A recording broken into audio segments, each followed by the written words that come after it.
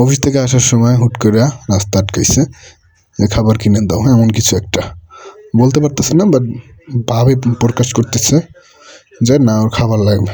তো দেখেন আমি খাবার কিনতেছিলাম, খাবার কিনে নিয়ে আসছি, অ্যান্ড কি সুন্দর।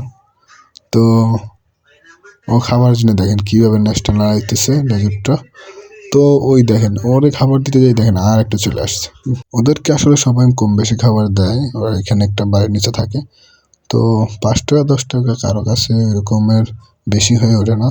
যে যতটা পারেন এই যে রাস্তার কুকুরগুলোরে 5 টাকা 10 টাকা দিয়ে খাবার খাওয়ান, দেখবেন যে ওরা আপনার পিছে পিছে থাকবে বা আপনাকে মনে রাখবে সারা জীবন। আমি একবার খাওয়াইছি, বাট ওরা তারপর ওদের সাথে দেখা হয় না, তা ওরা মনে রাখছে আমার দেখা কীভাবে লাফাচ্ছিল, মনে হয় অনেক দিনের চেনা আমি ওদের। তো দেখেন কতটা মিশুক, হয়তো আরও খাবার চাইতেছে, বাট আমার কাছে ওই রকমের পসিবিলিটি নাই এখন বর্তমানে। তো আমি ওদেরকে বলতেছিলাম যে পরে দেবো পরে এই আর কি। তো আসলে ভালোবাসা শুধু মানুষের সাথে হয় এমন না, দেখেন ওদের মতো প্রাণীদের সাথেও ভালোবাসা হয়, ভালোবাসা সম্ভব। কতটা মিশুক।